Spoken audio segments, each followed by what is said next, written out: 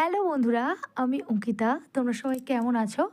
আজকের একটা video share করব। এটা জাস্ট মজার ছলেই করা, কোনো রেসিপি ভিডিও নয়। কারণ আমরা এই শীতকালে সবাই পিঠে পুলি পায়েস পাটিসাপটা সমস্ত কিছু খাচ্ছি। তো মামনি যেদিন পৌষ সংক্রান্তি ছিল সেই দিন পাটিসাপটা বানিয়েছিল।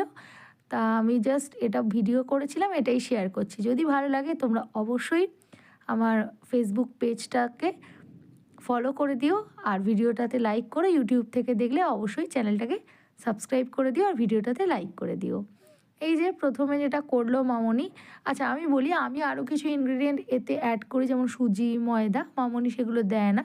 মামনি জাস্ট প্রথমে নারকেল দিয়ে তার মধ্যে গুড় দিয়ে, আর পরে একটুখানি গুড়ের সন্দেশ আমার হাজব্যান্ডকে আনতে বলা হয়েছিল, কিন্তু সে বুঝতে পারেনি, সে এমনি নর্মাল সন্দেশই এনে দিয়েছে ক্ষীরের। তা ওটা দিয়ে ভালোভাবে পুরটা করা হয়েছে। নারকেলটা না কম হয়েছিল, কারণ ও বুঝতে পারেনি অতটা। ও মানে অর্ধেক কোয়ান্টিটির নারকেল এনেছিল, মানে হাফ নারকেল।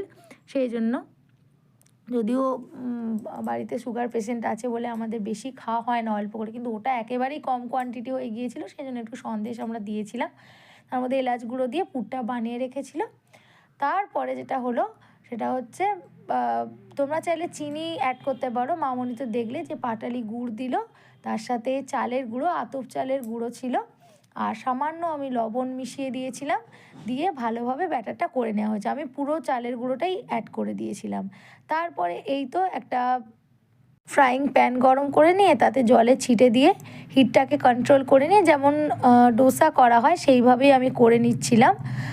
তারপরে হচ্ছে অল্প করে ব্যাটার দিয়ে আর তাতে পুর দিয়ে জাস্ট রোল করে নিলেই হয়ে যাচ্ছিল পাটিসাপটা। আর আমরা বেগুনের বোটা দিয়ে তেলটা গ্রিস করছিলাম। তোমরা চাইলে ঘি দিয়েও করতে পারো। আর তোমরা কে কীভাবে বানাও আমাকে অবশ্যই জানাতে ভুলো না। সবাইকে এটা দেখার জন্য অনুরোধ রইল।